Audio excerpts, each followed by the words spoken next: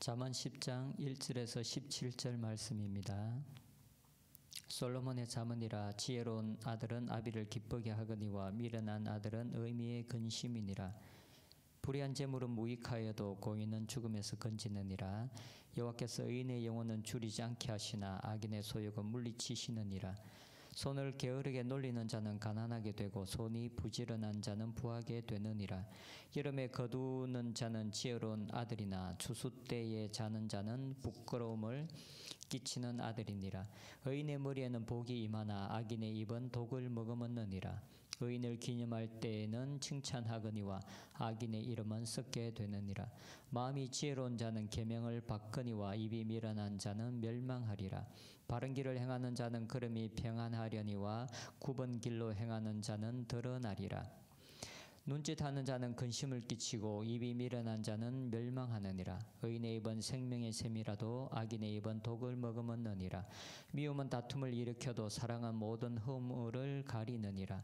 명철한 자의 입술에는 지혜가 있어도 지혜 없는 자의 등을 위하여는 채찍이 있느니라. 지혜로운 자는 지식을 간직하거니와 미련한 자의 입은 멸망에 가까우니라. 부자의 재물은 그 견고한 성이요 가난한 자의 궁핍은 그의 멸망이니라. 의인의 수고는 생명에 이르고 악인의 소득은 죄에 이르느니라. 훈계를 지키는 자는 생명길로 행하여도 징계를 버리는 자는 그릇 가느니라. 아멘. 솔로몬은 1장에서 9장까지의 말씀을 통해서 여호와를 경외하는 지혜에 대해서 말을 했습니다. 여기서 솔로몬이 말하는 지혜는 이 세상의 지혜가 아니고 이 세상에 속한 지혜도 아니었습니다. 하나님께 속한 것이고 이 창조에 속한 하나님의 창조 안에 그 창조주에 속한 지혜였습니다. 이 세상 속에서 이 지혜를 찾으면 음녀에게 미혹될 수도 있다라는 것을 보여주었습니다. 그래서 참된 지혜를 찾을 수 있는 비결은 오직 하나님께로 나아가 하나님을 경외하는 것을 배우는 것이었습니다. 그래서 지혜를 구하면 하나님을 경외하는 것을 배우게 되고 그리고 하나님께서 지혜를 주신다고 하였습니다. 하나님을 경외하는 이 지혜는 모든 것의 본질이자 그리고 모든 것의 시작점이 되기도 합니다. 솔로몬은 잠언을 통해서 먼저는 지혜의 가장 근본적인 것, 곧 여호와를 경외하는 것이 얼마나 중요한지에 대해서 1장부터 9장까지의 이 많은 장을 할애해서 이야기를 하였습니다. 그리고 오늘 본문부터 시작되는 이 10장부터는 이 세상을 살아갈 때 우리의 삶에 실제적으로 실천적으로 필요한 지혜에 대해서 이야기하고 있습니다. 1장부터 오늘 본문 10장부터 29장까지의 이 말씀들은 어떤 문맥을 가지고 기성전결이라는 이런 구조를 가지고 있지 않습니다. 많은 경우 한 구절 한 구절들이 문맥과는 독립된 형식을 가지고 있습니다. 아마도 솔로몬은 그 당시 때 많은 곳에서 흩어져 있었던 잠언집들에 있는 어떤 경구들을 함께 수집해서 그것을 새롭게 편집했을 것입니다. 물론 이 중에 많은 잠언들은 솔로몬이 직접 만들어낸 것들도 있을 것입니다. 하지만 모든 잠언들을 다 솔로몬이 직접 기록한 것은 아닙니다. 고고하게 의하면 잠언에 나오는 어떤 잠언들을 어떤 경구들은 이스라엘이라는 나라가 아니라 해외에서 다른 나라에서 이방인들 안에서 쓰여지고 있었던 어떤 경구들도 솔로몬이 가지고 와서 이 잠언집에 기록한 것처럼 보여지는 구절들도 있습니다. 실제로 10장 이후의 잠언을 읽어보면 이것은 단순히 이스라엘이라는 나라에 국한된 것들이 아니라 세계 어느 나라에 가서 모든 사람이 읽어도 모두 수긍할 수밖에 없는 보편적인 진리라는 것을 알 수가 있습니다. 꼭 하나님을 섬기는 이스라엘이라는 나라에 속한 것이 아니라 하나님께서 세상을 창조하셨기 때문에 모든 만물 속에 모든 사람들의 마음속에 하나님께서 심어놓으신 보편적인 진리를 다루는 것이라고 볼 수가 있습니다.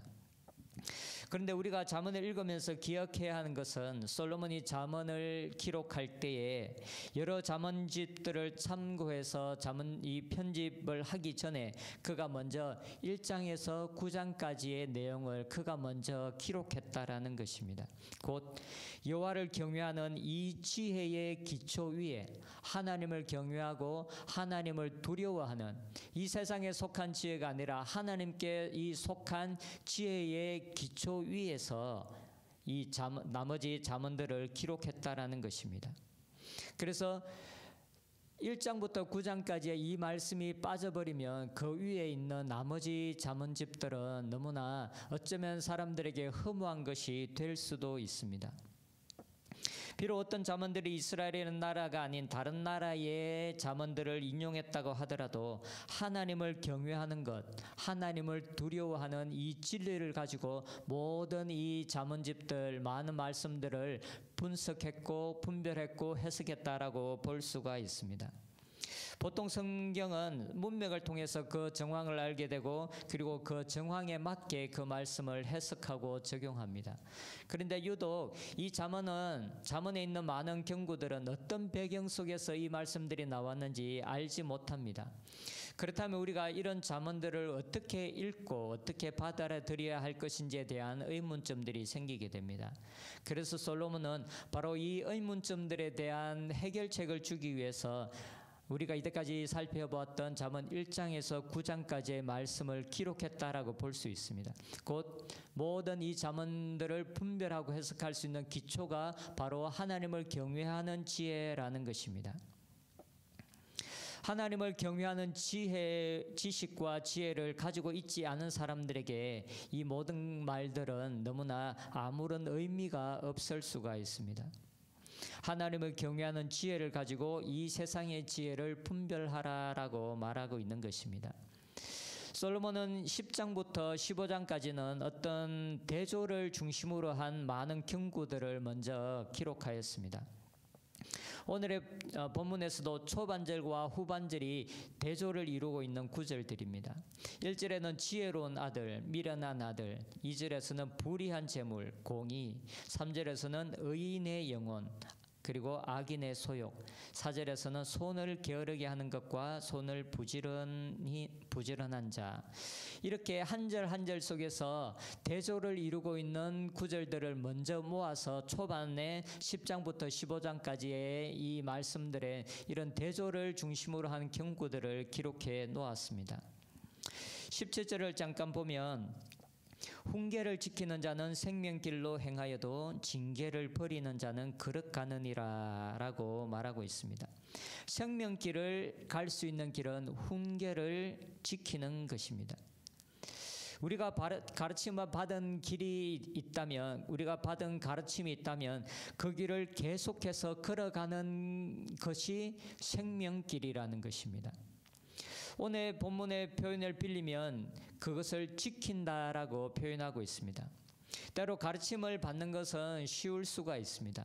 하지만 가르침을 받는 것보다 더 어려운 것은 받은 가르침을 계속해서 지키고 그리고 지속적으로 받은 가르침대로 살아가는 것입니다. 그리고 이 가르침대로 살아가는 삶을 어느 순간만 하다가 중간에 멈추고 그 가르침을 포기하는 것이 아니라 그 가르침 받은 대로 끝까지 행하는 것, 이것을 바로 지키는 것이라고 말하고 있습니다. 훈계를 지킨다는 것은 가르침을 받은 그대로 지속적으로 살아가는 것을 말합니다. 이 길이 바로 생명의 길입니다. 그런데 이 길을 버리는 것, 우리가 받은 교훈대로 살아가는 삶을 포기하는 것, 이것은 바로 생명의 길이 아니라 죽음의 길이고 사망의 길이라고 말하고 있습니다. 생명의 길을 달려가는 것은 우리에게 지속적인 순종을 요구합니다. 지속적인 순종의 삶을 살아간다는 것은 따로 그렇게 쉽지 않을 수가 있습니다. 그래서 16절에는 의인의 수고는 생명에 이른다라고 말합니다. 의인의 수고라고 말하고 있습니다. 훈계를 지키는 것이 생명길이며 그리고 그 앞절인 16절에는 생명에 이르는 것은 의인의 수고다라고 말하고 있습니다. 생명의 길은 당연히 그것을 지켜야 하는 수고로움을 감당해야 하는 것입니다. 우리의 삶에 하나님의 뜻이 무엇인지 알고 그대로 행하다가 중간에 포기한 것, 중간에 그렇게 살아가는 것이 힘들고 어려워서 포기한 것은 없는지 살펴보았으면 좋겠습니다. 지속적인 순종이 생명에 이르는 길입니다. 우리가 지속적인 순종함을 포기하는 것은 생명에 이르지 못한다라고 말하고 있습니다. 말씀대로 살아가고자 하는 것, 말씀대로 살아가는 것은 당연히 수고로운 것입니다. 그 길을 끝까지 지킨다라는 것은 결코 쉬운 일이 아닙니다.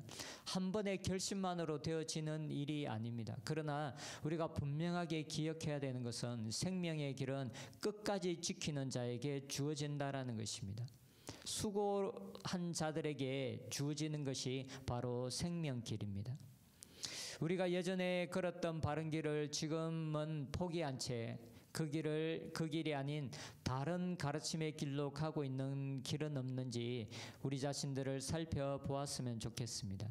그래서 중간에 멈춘 채 하나님께서 우리에게 지키라고 하신 것을 지키지 못한 채 다른 길로 행하고 있는 우리의 모습이 있다면 우리가 우리의 마음을 다시 한번 새롭게 가다듬고 하나님께서 우리들에게 하셨던 말씀들, 하나님께서 우리들에게 가르쳐 주셨던 교훈들을 우리가 다시 한번 굳게 잡고 우리가 걸어가야 할 그 길에서 벗어나지 않고 좌우로 행하지 아니하고 오직 고든 길 안에서 행하는 저희들이 되었으면 좋겠습니다.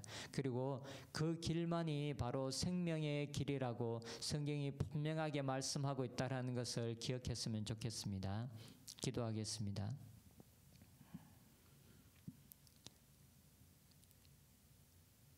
훈계를 지키는 것이 바로 생명의 길이라고 주님 말씀하셨습니다.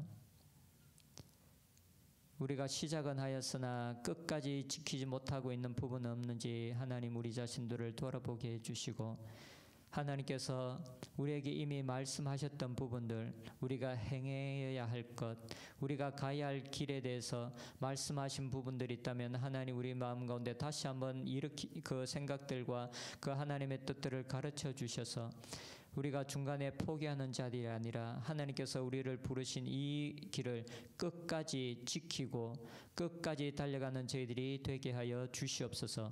바로 이 길만이 생명의 길인 것을 분명하게 우리의 마음속에 새기는 자들 되게 하여 주시옵소서. 예수님의 이름으로 기도드립니다. 아멘.